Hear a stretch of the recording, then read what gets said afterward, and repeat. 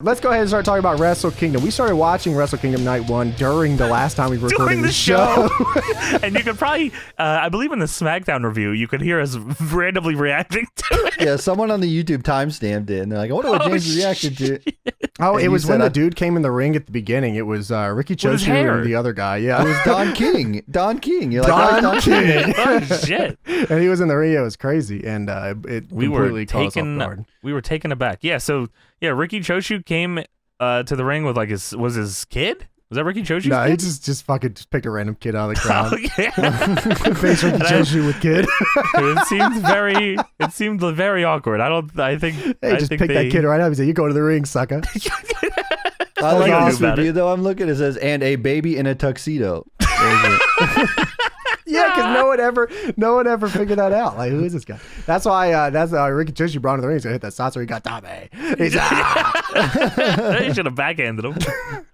All right, so night 1, we kicked it off. We had the Rambo, which is the good old battle royale they hold at the beginning of this. Yes. And there was a lot going on. 21 men in here, and Yuji Nagata was here. I could not believe they just stuck my man in the Rambo. He's ready to go. He had a mask on though. He looked cool. Yeah, I mean, as you saw on New Year's Dash, I mean, he's still got it ready to go. So I think he could have had a match if he wanted to or something. I mean, it's all right. I feel like the one guy in this match he should have been in the Final Four, and I'm really upset that he wasn't. His main man, Dookie.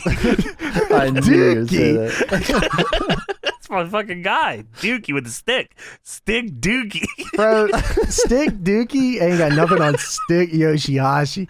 Beige Stick Yoshihashi, loose explosion. Yoshihashi. Yo, that stick is hard.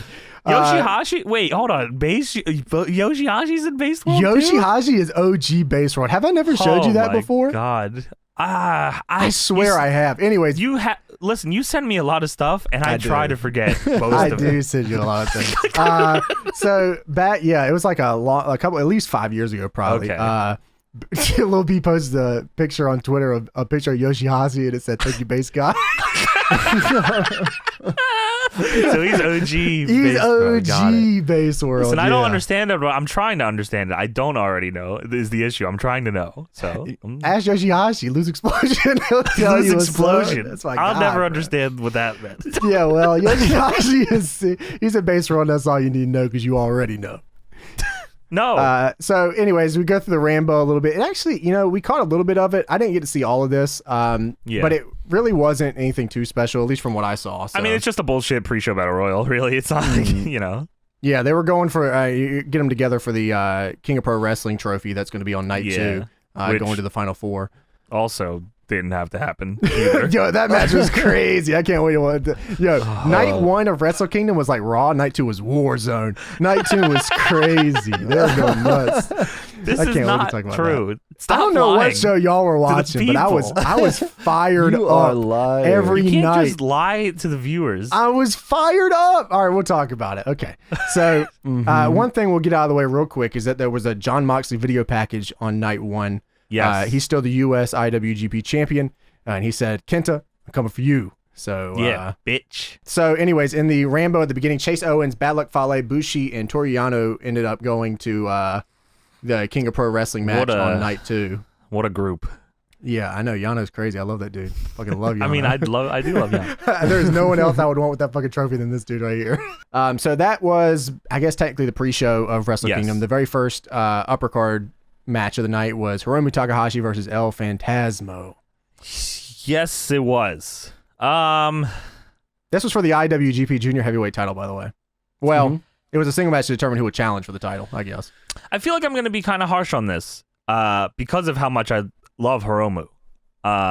Oh, he came out with the big jacket, too. That was crazy. He came out with a big fucking Daryl Octopus fucking jacket. I loved watching everyone ringside try to take the jacket from him as he took it off. It's just bigger than everyone there. So, I love Hiromu.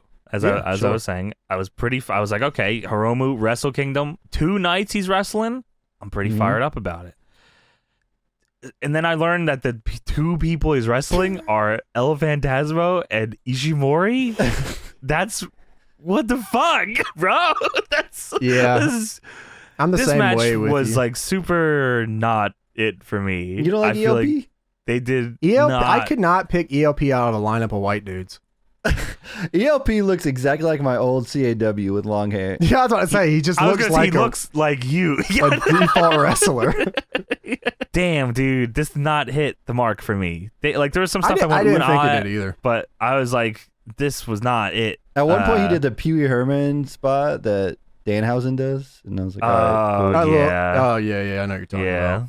Love that. I mean, they started off hot. I mean, they did the junior. I mean, that's what it is. It feels so.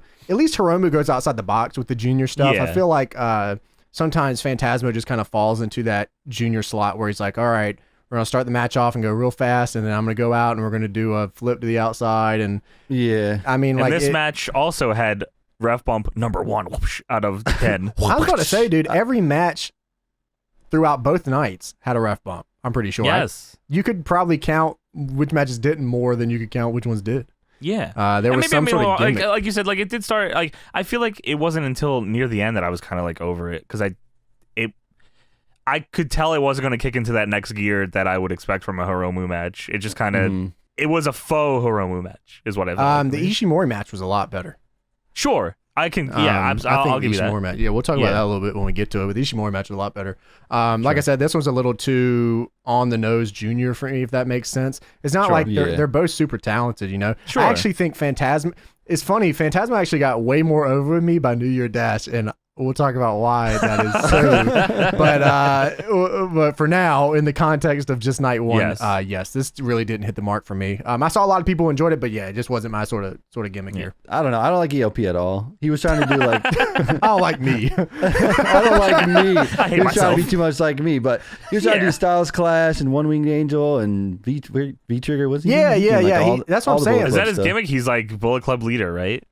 So he just does all the Bullet Club leader stuff. Yeah, he uses everybody's moves and stuff like that. And he's got Edge's gear. I feel like he'd be better like not doing that. I agree with you. I think that's why I think by New Year Dash, he changed it a little bit for me. So a little bit. They said on English. I don't know if you were listening to English commentary, but they were saying they remind him of X-Pac or Sean Waltman or something, and I was like, huh? Yo, you dealing with Phantasmo? What was the deal with this though throughout the night? The ref bumps. The ref bumps. Yeah. Yeah. Is this like? Must be the new meta. What they do now? Must be the new meta. Yeah, I don't know. New meta. It must be. And I'll be honest with you. Night 2, the ref bump. You think I was kidding about night 1 being Raw and night 2 being Warzone? But it's the truth. Night 2 was fucking nuts. Like it really felt like an old Attitude Era episode or Attitude Era. Yeah, because like they were doing a bunch of fucking weird gimmicks. Shit. They were just it was just a bunch of gimmicks. Weapons and shenanigans. It was totally not what I expected, but I had a super fun time watching it. That's fair. So Takahashi ends up beating Phantasmo. He'll go on to night 2 to face Ishimori for the IWGP Junior Heavyweight title. Fuck. Next up, we have Gorillaz of Destiny facing off against Dangerous Tekkers. I was almost convinced that you were making that up. Dangerous Tekkers. James just kept saying Dangerous Tekkers to me, and I was like, what? No, I was in that call. The last time we were, 2 weeks ago or something, he was just saying Dangerous Tekkers. Yeah, he wouldn't stop saying rules. So Gorillaz of Destiny is with Jado, and Dangerous Tekkers with Dookie. Dookie? Dude, when did Jado get in like shape? Look great. When he decided he was 31 years this biz, he said, all right, now it's time to turn it around. He's just ready for another run with Arn Anderson. He can't work, dude. His back's broke. This was for the IWGP Tag Team Championship. Dude, wow, they gimmicked the hell out of this one, yeah? Yeah, I mean, just fucking Bullet Club shenanigans. Still. This was like a Monday Night Raw match. I was like, whoa, this is tough.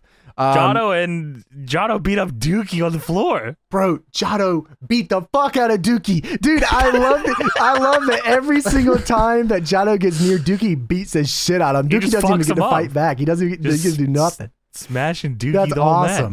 Match. I think on New Year's Dash, he beat the shit out of him too. I think so. Yeah, that was great. So yeah, Gorillaz of Destiny end up using the Iron Fingers. The fingers, I love the fingers. They're so good. It's straight from Fire Pro. Just go, it's actually the exact same thing from Fire Pro, I think, right? Yeah, it is. That's not their thing though. They don't have the finger. The finger belongs to Suzuki-gun, so that's why. And Dangerous Tekkers is super over in Japan. Like they are incredibly over. So this was like a big. Oh, I guess we didn't mention that. Is that like the crowd. Just there was a lot of them, but they're not allowed to chant. They're not allowed to say they were, you know what? anything. Shockingly, they were very fucking good with that too. Even on New Year's Dash, Suzuki's entrance, I'm like, oh fuck, everyone's about to do Suzuki's entrance. No one did it. Yeah, the only time I heard them say anything throughout both nights was during Ibushi matches and Okada Rainmaker was the two times I heard them. Yeah. They had rain sticks, didn't they, in the crowd too? Some kind of glow stick. Yeah, thing. They use those instead of chanting. Usually is how it works. That's kind of cool. They should have had signs, so it looked like 98 Raw. Yeah, for night 2, Warzone kicks in. Gorillaz of Destiny end up using the Iron Fingers, and they defeat Dangerous Techers, and then they go roaming around the arena. What the fuck? Hello, we're still in a pandemic. They did the Cody Rhodes Wrestle Kingdom loop for some reason. Yeah, went on top of the baseball box and everything. Also, Tamatonga clean faced is crazy. He looks like an entirely different dude. Yeah, I love that they still yell fucking shit in their matches. I still love their theme songs.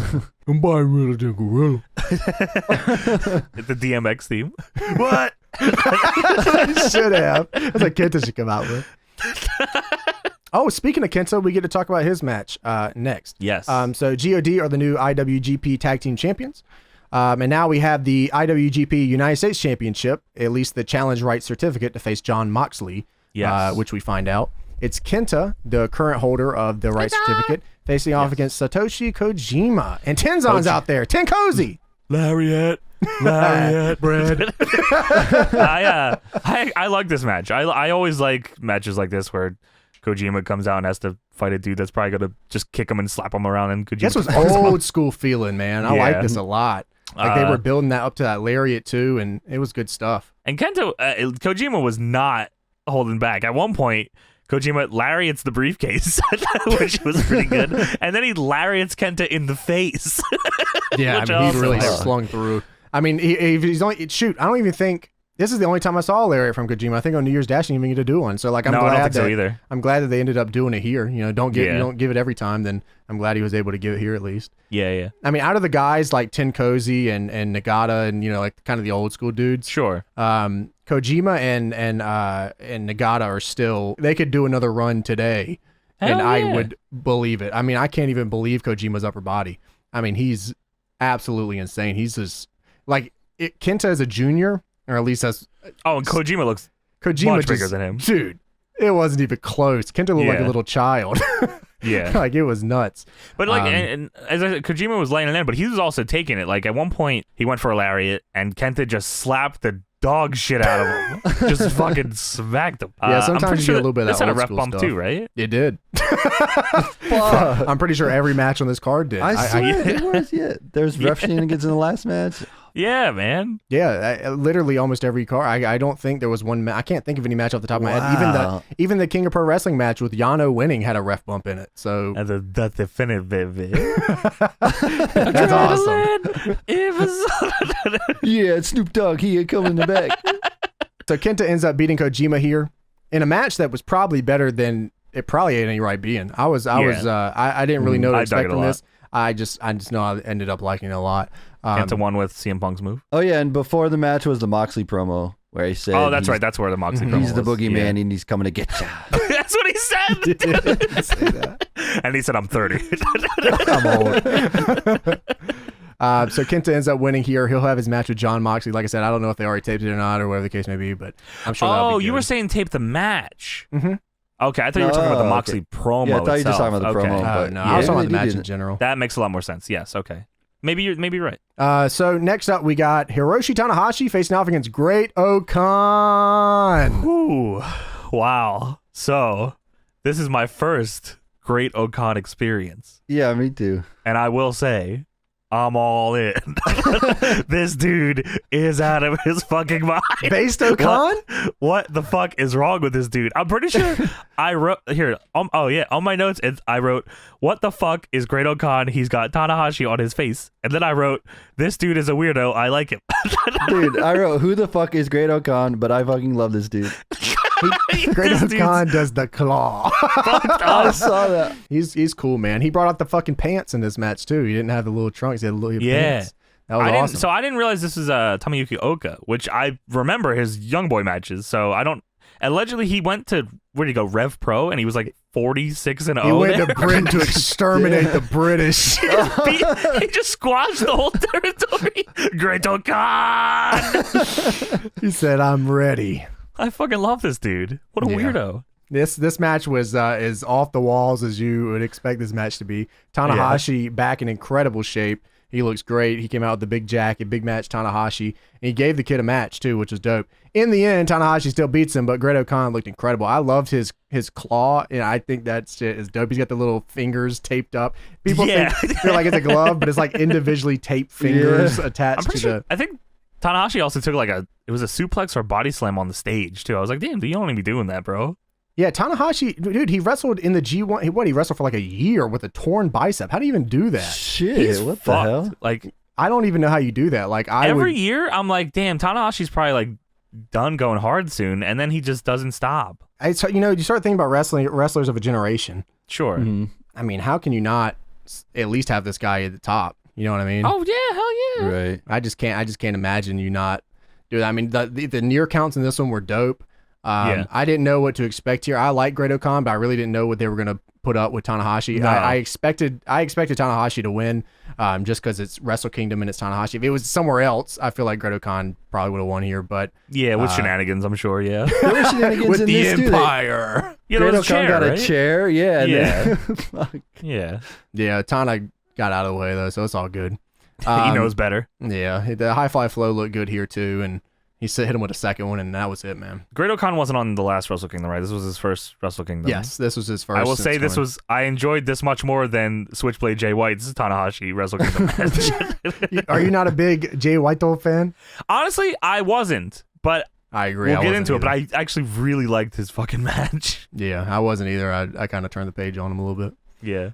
So after Great Khan and Tanahashi, we had Kazuchika Okada facing off against Will Ospreay with B. Priestoli. I'm surprised she was legally allowed to be shown on the show. Yeah, no women at Wrestle Kingdom. No women allowed. Even the belt she had the belt. Yeah. What belt is that? That is the Goddess of Stardom Tag Team Championship. So she's tag team champions currently. I'm thinking they probably put that on her just because she was going to be at the Dome and be on the show, honestly. That's probably fair. Yeah. So this match, this special singles match, went longer than the main. This did go pretty fucking long. It did. But I actually really liked this match. I can't even lie. I did too.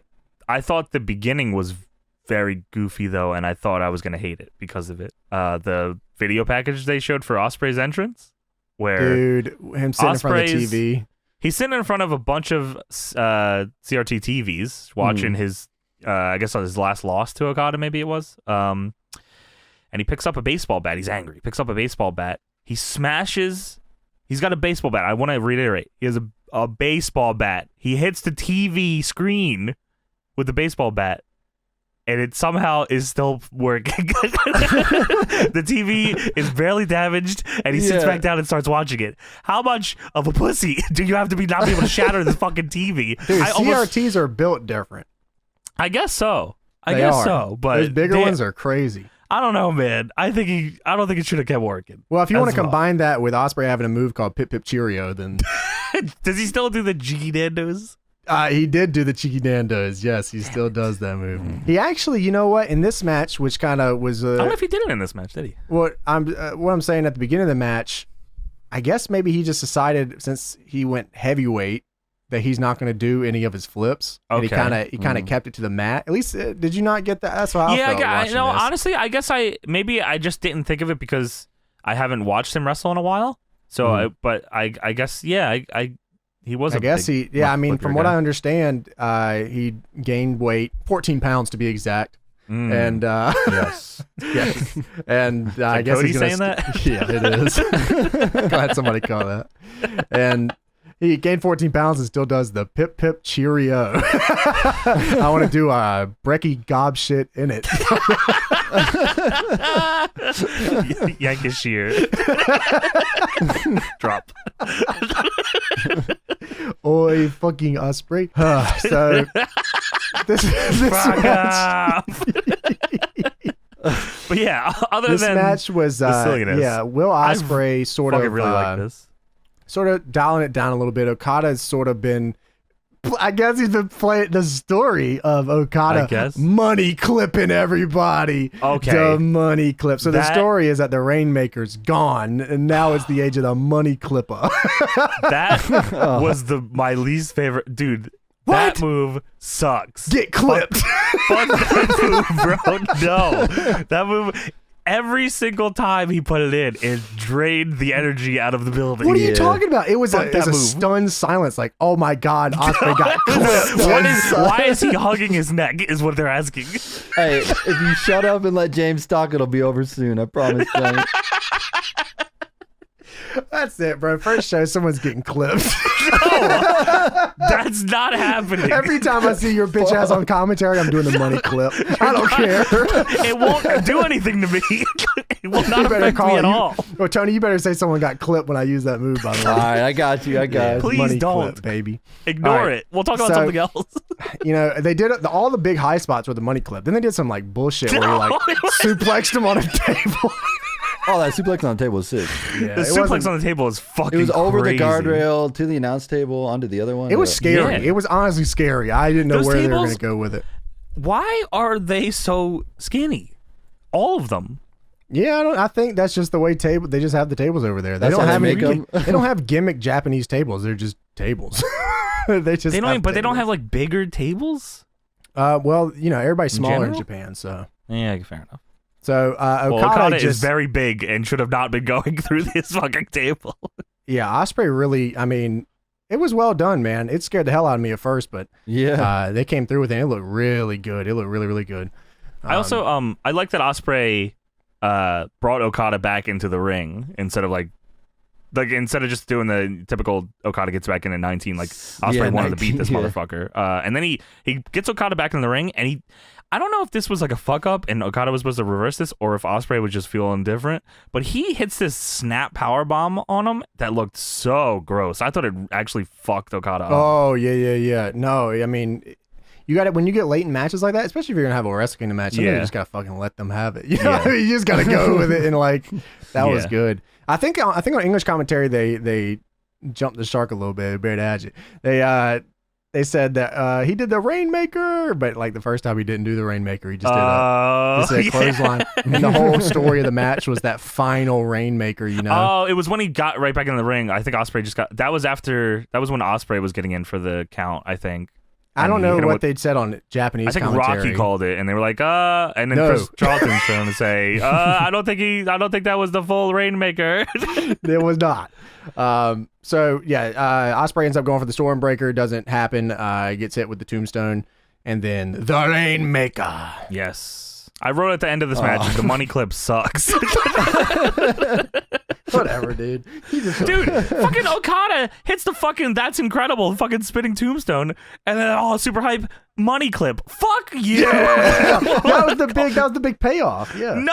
Oh no. This match though reminded me just how much I fucking love watching Okada wrestle, other than the money clip. Like Okada, he's one of my favorites of all time. Dude. He's so fucking good, dude. Like even though the Okada match is typically long, but it's not like Sonata long.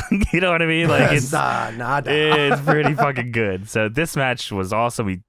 He tombstoned a motherfucker on the apron. That was fucking dope. This is cool. They were killing each other. It was dope. So that leads into the big main event here of the evening, which is the double title match. It's Kota Ibushi facing off against Tetsuya Naito. Whoever wins this match will go on to face Jay White on night 2. And there was a lot of hype going into this one because the whole match build up for this match was we're going to throw each other on each other's necks, and you're going to shut the fuck up about it. Don't you fucking complain when we do it. Which I think maybe hurt a little bit for me, because they did do that. There was a lot of dangerous shit in this match. I will not take that away from them. But I feel like I've seen them wrestle before and do worse. So maybe that's why. There was that big spot last time they wrestled where he slammed him back on the apron and it looked like his head clipped. He just fucking broke his neck. Yeah, that was crazy. This was still real good stuff. I liked the last match more though. But this was still good. I enjoyed it.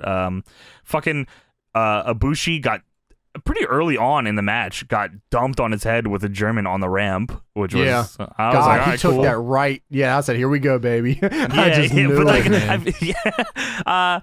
but like, they did a lot of cool stuff. Ibushi did this crazy like pop Hurricane Rana off the apron. Yeah, I mean, like, that's where the Naito- crowd that was audibly. fucking That's where the crazy. crowd audibly went. Whoa! So that was like Yeah. the first time all night they even said anything. Naito's like, his leg like gets caught in the guardrail. I was like, oh fuck me. Mhm. I like that Ibushi calls the his King Cuerno driver the bastard driver. Yeah, I think that. Yeah, I think that's what he calls it. Oh, one thing about the crowd that I wanted to mention. So during this show, you know, a lot of forum exchanges in New Japan. They all sounded like gunshots Yeah, in this fucking building because That's everyone's what's quiet. nice about it. Yeah, everyone's quiet and they're throwing these, and you can hear the echo of it from like a mile away, and it's faint, but it like makes it like, oh, this sounds fucking crazy. Ibushi hit the Kamigoye in this one, and Naito kicked out. Woo! That's big. Big kick out too. The crowd reacted to that too. That was big. That was really huge. And Ibushi would start just. He immediately went to the Phoenix Splash. He said, "All right, well, if that's not gonna fucking work. Phoenix Splash time." Naito answers back. He hits a Destino, but it doesn't work. Ibushi kicks out of it. Dude, they were really going at it here. Whew. And he hit a second Kamigoye. Naito kicked out again. What the fuck? At that point, he kicked out the second one, and I was just like, I have no idea who's going to win at this point. Honestly, I was convinced he was going to lose there. I was like, whoa, no way. I had Ibushi winning this whole time until the second one, and I said, I don't know anymore. Yeah. I have no Yeah. clue what's going to Which happen. is great. Ibushi pulled his knee pad down. There you go. He had the jumping knee strike, which is the V trigger. Oh, he did the V trigger? Yeah, I know. The crowd went crazy. Like, they were interesting. chanting. They were like, Kenny, AEW. They said oh my AEW. God. Forbidden Gate. AEW. Forbidden Gate. Forbidden Gate. That's what I was saying. Too sweet. Ibushi then hit the last Kamigoye, covered him, and now he is the double IWGP champion. About fucking time. This guy has been so fucking good for as long as I can remember, and to see him finally get that on the biggest show. Why didn't they ever want to pull the trigger earlier? I think he was a freelancer for a while, wasn't he? He said, I'm going to go wrestle in the damn woods. And they said, okay. So I'm gonna go wrestle Cedric Alexander on NXT. Yeah, so he finally signed the contract, and they still waited a little bit, honestly. They still waited maybe longer than they should have. Yeah. But he got it done, and God, he looks so good with the double belts. Dude, he also looks incredible. This dude is jacked to the gills. He's got to be like 3% body fat. I was gonna say, yeah, some easy. ungodly number that no human should be able to hit, and he's there, and he stays I there. like that. Even after the match, like Ibushi is, so fucked that he went to go pin Naito again because he wasn't sure the match was over. Wow, yeah, that ending bit was really good. Yeah. Where Ibushi just looked like he had a concussion. Yeah. Which maybe he did. Yeah, maybe. You never know. Yeah, they said he didn't go to sleep, so there's a good boy. chance that he worked that second night, went into that one. But this match was good. This was a really, really tight match. Yeah. It actually went shorter than I expected it to go. I expected another 15 to be honest off I was this gonna one. say the match before went longer, right? Yeah, it did. That's why I Yeah. was expecting this one to go hella long, but I guess they're going to save that for night 2. Yeah. But Ibushi getting crowned with the belt and everything was really good. Jay White came out, said a bunch of stuff that no one in the crowd understood. Yeah, I don't know if I would have did that. I guess they just wanted to get you ready for the next night, but it makes more sense now that I know the outcome of the second night. because I was like, damn, Yeah. give Ibushi his glory, because if this is it, then he should have his glory. But maybe that should have been my sign that he wasn't gonna lose. Yeah, it was probably good. It was actually probably a good idea in retrospect to do that, Yeah. just so it adds a little more shredded doubt to the second night of what was going to happen. But Because I was doubting. yeah, I mean, shit, I didn't expect this whole Jay White angle the way it's going right now since No. we watched it. I didn't expect that at all. So this I'm digging it, turnaround's though. pretty crazy. So overall, night 1 had some hits. I actually Kojima and Kento did like the bottom half of the card was good. The first couple kind of didn't hit with me too hard, honestly. I definitely, I think I like night 1 more than Great Okan.